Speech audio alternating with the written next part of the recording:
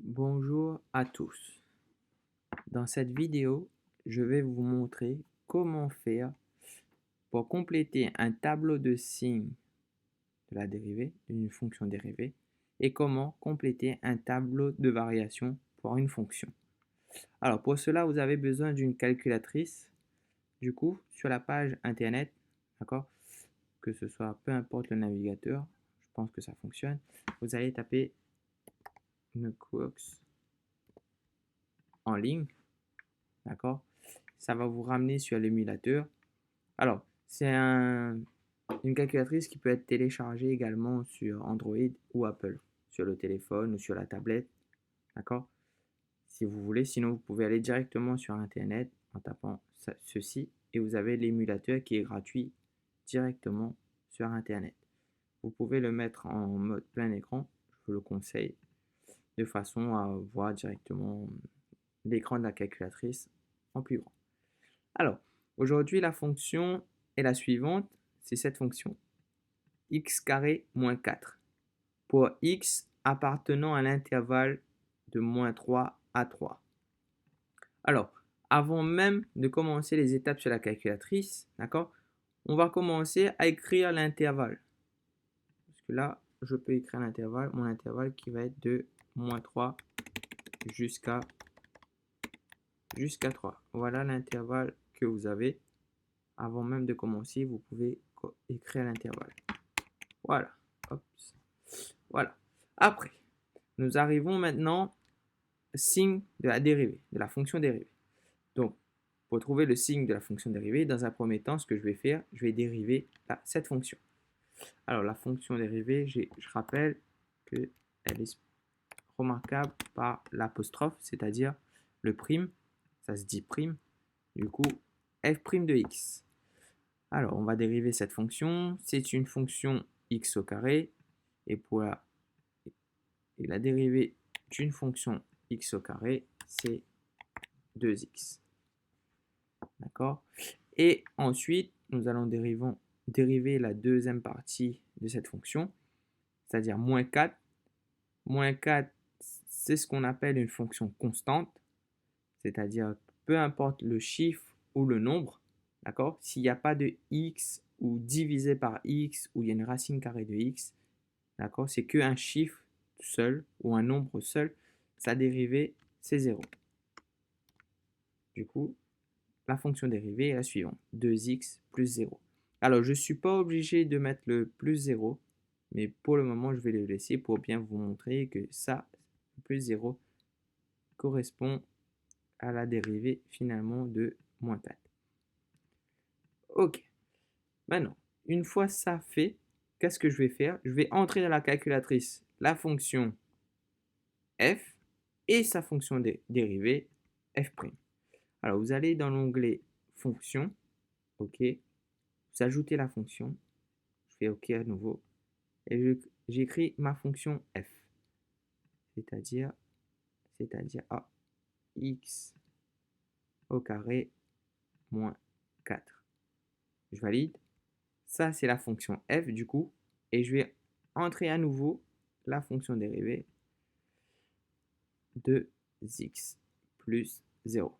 En soi, j'ai écrit 2x plus 0, mais si vous voulez, c'est la même chose si j'écris 2x. Mais pour le moment, je vais laisser. Voilà. Alors, vous avez un code couleur, d'accord? La fonction f va être représentée par la couleur rouge et la fonction dérivée, f' là, pour nous, ça va être la couleur bleue, ici, g de x. Alors, je fais tracer le graphique. Voilà, vous avez le graphique qui se trace.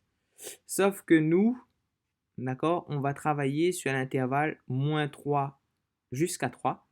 Du coup, on va régler l'axe.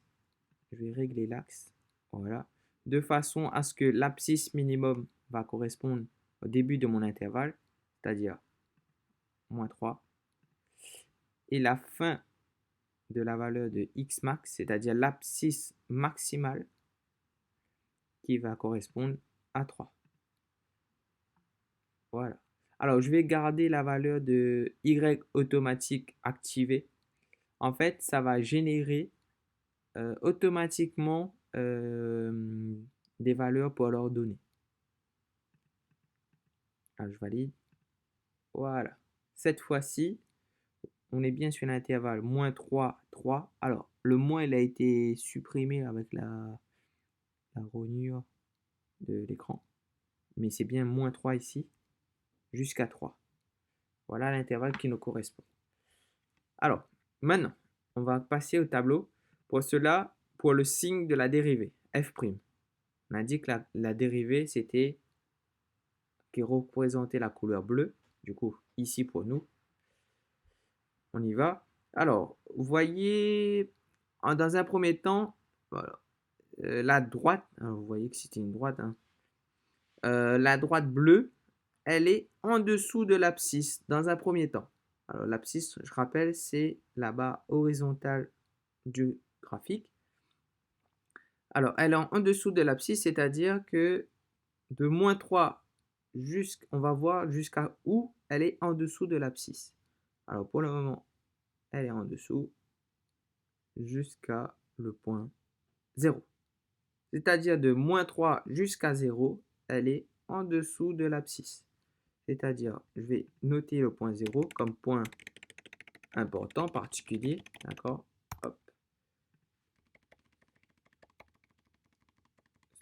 Point particulier concernant l'abscisse. Voilà. C'est-à-dire le point 0, un point déterminant. Donc, on a dit que dans un premier temps, la droite, elle se trouve en dessous de l'abscisse. Du coup, comme elle se trouve en dessous de l'abscisse, on va signifier ça par un moins, qui va nous montrer que la dérivée est négative.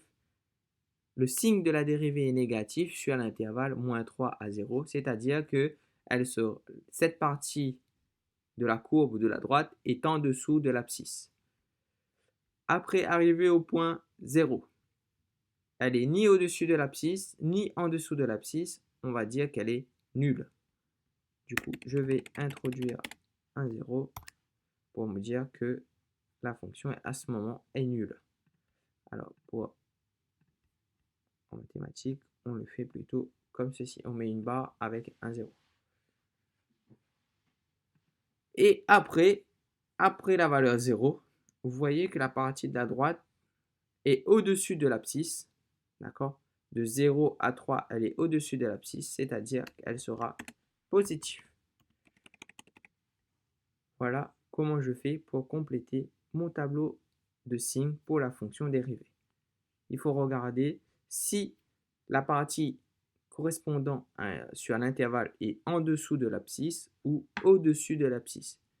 Et au moment où ça touche l'abscisse, c'est-à-dire ici pour nous au point 0, ça va être nul.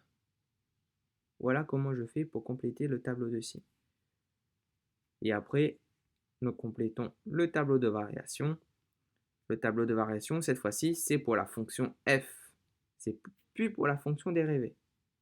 Il faut jongler entre les deux fonctions. C'est-à-dire, cette fois-ci, on va regarder la courbe rouge. Donc, comme vous pouvez le voir, dans un premier temps, la fonction, elle est décroissante. Et dans un second temps, elle est croissante. Voilà. Du coup, ce qui nous reste à faire, c'est indiquer les valeurs correspondant aux images pour la fonction f. C'est-à-dire que on va regarder lorsque le x sera à moins 3, quelle sera la valeur de f de x. Pour cela, vous allez vous diriger avec les flèches. On va se placer sur la courbe rouge et on va vérifier lorsque mon x égale à 3, à moins 3. Voilà, mon f de x il est égal à 5. Du coup, la valeur que je vais inscrire ici, la valeur que je vais inscrire ici tout en haut, c'est 5. Voilà. Après, il faut savoir qu'on a une valeur en début de flèche et à la fin de la flèche. Alors, pour la valeur 0, pour x égale à 0, x égale à 0, hop, je vais aller trop vite, toujours avec les flèches. Quand x égale à 0, f de x égale à moins 4. Donc, la valeur que je vais introduire ici, c'est moins 4. Moins 4. Voilà. Et enfin, la valeur lorsque x égale à 3. Pourquoi x égale... Voilà, c'est la valeur qui correspond à l'abscisse qui m'est demandé ici. Du coup, je vais me diriger lorsque x égale à 3.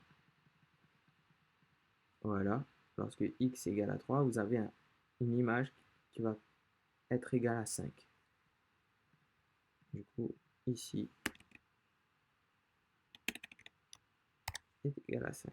Hop, ça a décalé. Voilà. Voilà comment j'ai fait pour compléter mon tableau de signes pour la fonction dérivée et mon tableau de variation. J'espère que cette petite vidéo vous a aidé pour savoir comment faire pour compléter ce tableau. Et je vous dis bonne continuation à vous. Au revoir.